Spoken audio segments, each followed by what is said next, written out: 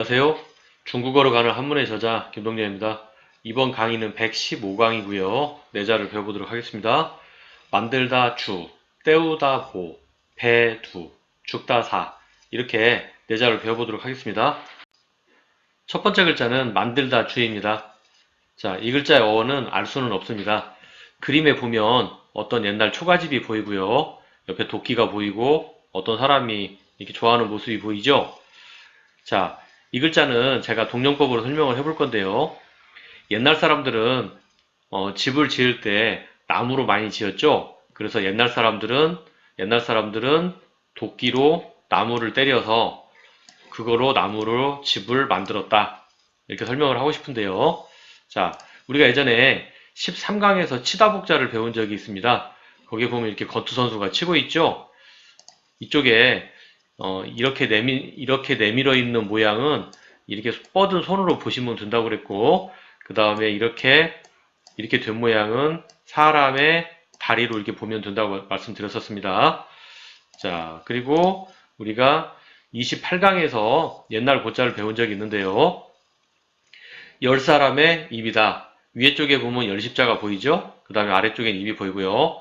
그러니까 나와 아버지, 할아버지 이렇게 올라가다 보면 옛날이 된다. 지금 그런 뜻입니다. 자, 그래서 이 글자를 다시 이제 설명을 해본다면 이 글자 안에 들어가 있는 게 보면 사람인, 옛날고, 치다복 이렇게 세 개가 들어가 있죠? 다시 한번 읽어본다면 자, 옛날 자, 사람들은 도끼로 나무를 쳐서 그걸로 무엇을 했다? 집을 만들었다. 그래서 이 글자는 만들다 주가 되겠습니다. 다음 글자는 보충하다 보입니다. 또는 앞에서 제가 때우다 보라고 말씀드렸었죠? 그렇습니다. 그림에 보면 이렇게 옷이 빵꾸가 났는데 이 빵꾸를 때운 거죠. 자, 그래서 이 글자 앞쪽에 보면 이렇게 옷 의자가 들어 있습니다. 자, 오른쪽에 있는 글자는 예전에 우리가 앞에서 한번 배웠죠? 자, 앞에서 우리가 10강에서 오드자를 배운 적이 있고요. 33강에서 크다 보자를 배운 적이 있었는데요. 이 안쪽에 보면 제가 그 얘기를 했었죠? 이렇게 보면 안쪽에 뭐가 보이죠? 안쪽에 이렇게 보면 글자에 밭전자가 보입니다. 밭과 관련되어 있는 거죠? 그래서 여기서 말하는 건 채소밭이다.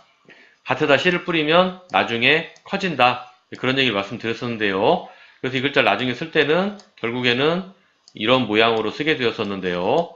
그래서 이 글자는 커진다, 더 크다 이런 뜻입니다.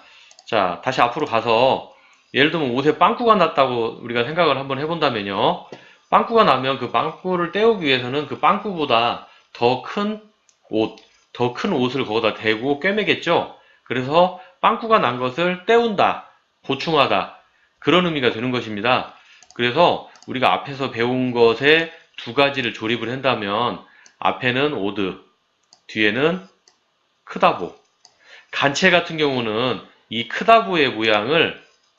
간체는 크다보의 모양을 이렇게 우리 한글로 치면 아와 비슷한 글자인데요. 한문에서는 전복이라고 하는데요. 뭐 그걸 이렇게 외울 필요까지는 제가 보기에는 없어 보이고요. 자, 아자 모양으로 바꾸면 간체가 된다.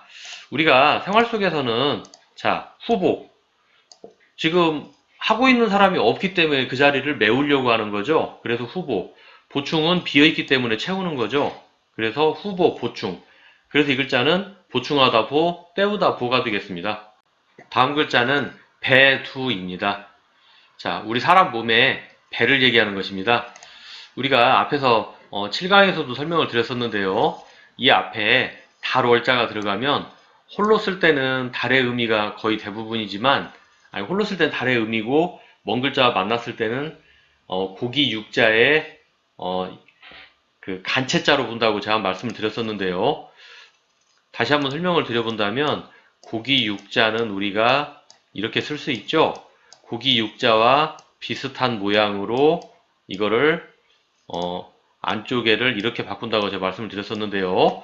자, 여기에 있는 선 모양을 반듯한 선으로 본 거죠. 그래서 이렇게 간체자로 본다 제가 말씀 한번 드렸었는데요.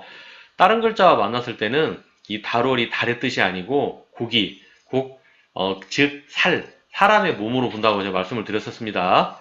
그 다음에 오른쪽에 붙어 있는 거는 흑토자입니다. 그러니까 흑토가 세월이 지나면서 이렇게 음이 두로 바뀐 것입니다. 그래서 달월은 곧 우리 몸의 배다. 여기 보이시죠? 우리 몸의 달월은 곧 우리 몸의 배다. 자, 그래서 이 글자는 배두가 되겠습니다. 다음 글자는 죽다사입니다. 자, 그림에 보면 사람이 죽어서 땅속에 묻어 있죠? 자, 이 글자는 예전에 우리가 7강에서 죽을사변을 배운 적이 있는데요. 그때 땅 밑으로 사람이 들어가 있다고 말씀드렸죠? 자, 이렇게 땅이 있고 그 밑에 이렇게 사람이 들어가 있는 형태의 글자입니다. 그리고 예전에 우리가 5강에서 비수비자를 배운 적이 있는데요. 원래 어원은 서 있는 사람이다. 그러니까 이 글자에 보면 이렇게 앞쪽으로 이렇게 내밀어져 있는 건 사람의 손인 것입니다. 그 다음에 이렇게 서 있는 사람의 모습으로 한 건데 이게 삐쪽한 카레 모양과 비슷하다고 해서 뭐 비수 또는 숟가락 이런 의미로 사용된다고 제가 말씀을 드렸었는데요. 죽을사를 설명할 때는 원래 어원대로 서 있는 사람에서 그 설명을 찾을 수 있겠습니다. 그래서 옆에 보면 이 글자를 설명할 때는 죽은 사람을 앞에 두고 애도하는 사람 이렇게 볼 수 있겠습니다. 서 있는 사람이기 때문에 이 자체가 사람의 의미가 있다는 뜻이죠. 그래서 여기는 사람, 그 다음에 왼쪽은 죽을사변, 죽은 사람을 애도한다 그런 뜻입니다. 그래서 이 글자를 한번 써본다면 이 글자는 자 여기까지만 쓰면 자 죽을사변이 되겠죠. 그 다음에 그거를 애도하는 사람 이렇게 의미로 쓰시면 죽을 사자가 되겠습니다. 우리가 생활 속에서는 사망이 있겠죠. 자 그래서 이 글자는 죽을 사가 되겠습니다. 그래서 우리가 오늘 115강에서 만들다 죽, 때우다 보, 배두, 죽다 사 이렇게 네 자를 배워봤습니다. 이번 강의는 여기서 마치도록 하겠습니다. 다음 강의에서 뵙도록 하겠습니다. 감사합니다.